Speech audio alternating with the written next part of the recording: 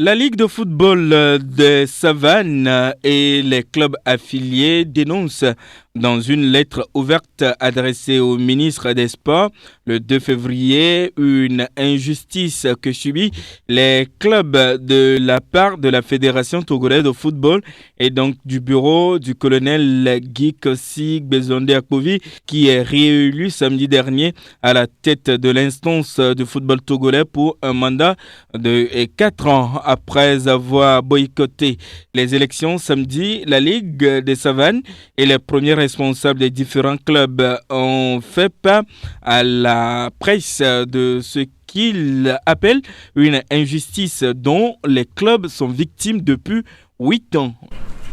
Nous-mêmes étant des intellectuels, nous-mêmes étant du domaine, on sait que pour construire un stade, ce n'est pas dans les doigts qu'on va construire un stade. Il faut du temps. On a approché la fédération, on dit faites tout pour que les jours à venir, même si on n'a pas un stade entier, au moins qu'on ait une pelouse. Avant de contester, il faut donner le temps. On est rentré en discussion avec Akobi. On est rentré en discussion avec les membres de la fédération. C'est pas qu'on est resté les bras croisés. On a discuté. Et ils nous ont fait savoir que ça va être fait.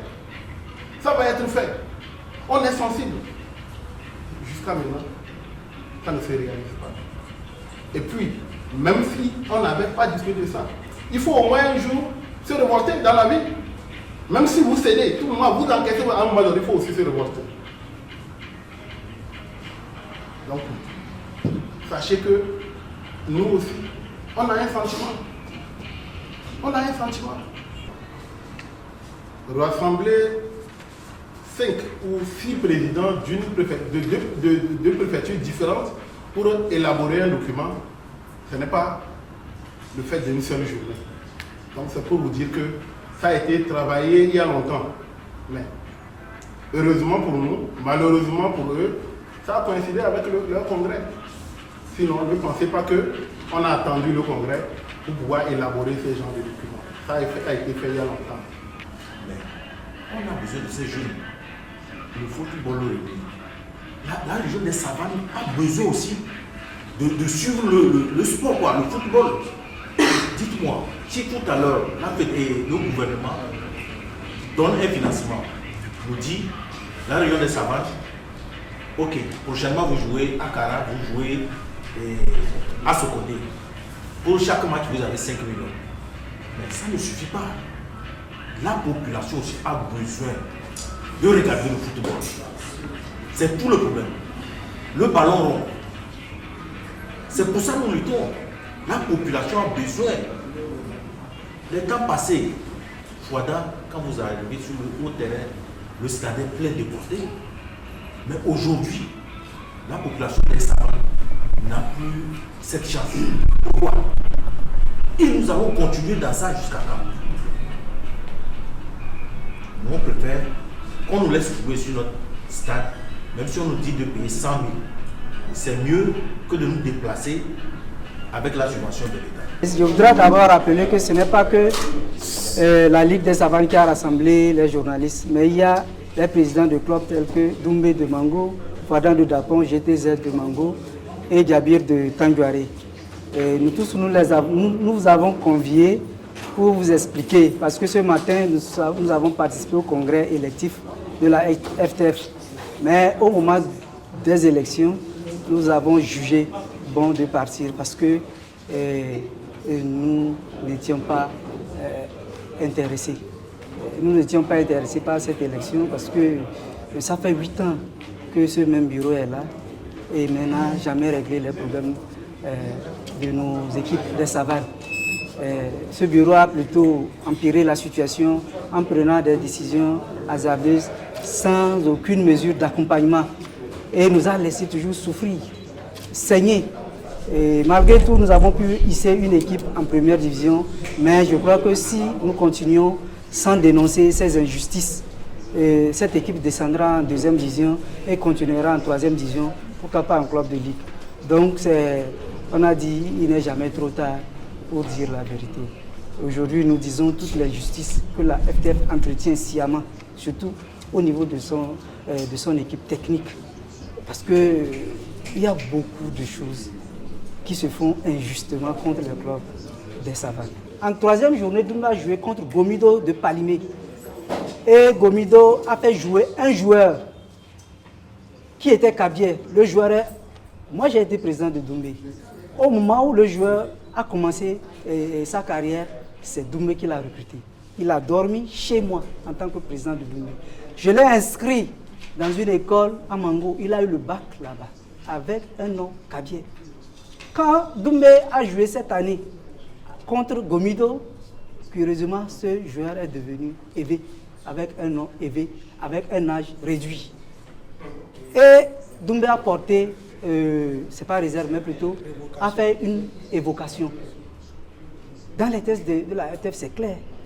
On ne peut pas avoir double identité. Mais, avec ce joueur, je ne pense pas qu'il y ait eu une évocation avec autant de preuves.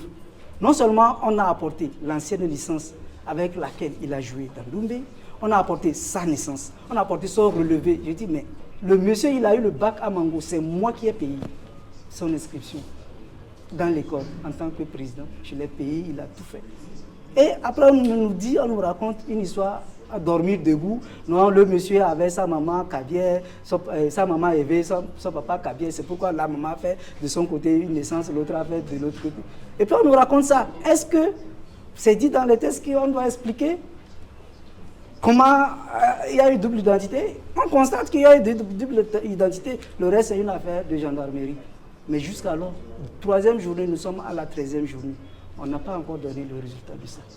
Vous pensez que c'est pourquoi? C'est parce qu'il y a des gens derrière Gomido. Il n'y a personne derrière Doumbé. On n'a personne à la FTF. Personne pour taper sur la table pour dire non, ça c'est pas normal. On entretient cette tricherie-là. Et ça, c'est un seul cas.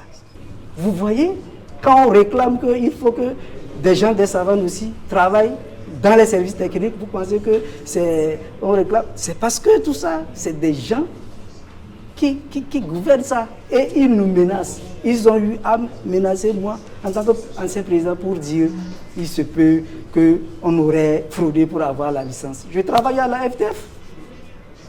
Je travaille à la FTF pour frauder, avoir une licence. Et quand la licence a été fraudée, pourquoi on ne l'avait pas découvert? Mais les gens, ça ne va pas. Sincèrement, l'injustice est allée au fond. J'attendais qu'on me convoque à la FTF. On devrait finir quelque part. La suite, c'est toujours dans l'espoir. Nous faisons partie d'un pays et nous avons pensé écrire au ministre des Sports. Et nous espérons qu'elle va réagir. Elle va certainement nous aider. Parce que la vérité est là. Aucun des points cités dans notre lettre n'est faux. On a des preuves. Si c'est le terrain de Tableau, déplacez-vous. C'est le terrain dévidé sur lequel on joue. Pourquoi pas chez nous? Pourquoi pas à Mango? Pourquoi pas à Dapon? Pourquoi on doit jouer sur certains terrains dénudés et on ne joue pas sur d'autres? Ça, c'est une injustice. Et vous, les journalistes, allez-y. Moi, j'ai des photos. Mais allez-y, vous-même faites votre propre enquête. Le terrain de Tableau n'est-il pas dénudé? Mais on ne joue pas des matchs là-dessus. Le terrain d'Aoté n'est-il pas dénudé? On ne joue pas des matchs là-dessus. Mais pourquoi on vous allez sortir une note que non, les terrains non gazonnés ne peuvent plus recevoir alors que certains terrains reçoivent toujours des matchs? Ça, c'est un poids de mesure. On ne peut pas accepter cette injustice. Monsieur le président de Doumbé, si vous arrivez à Kara ou vice-versa,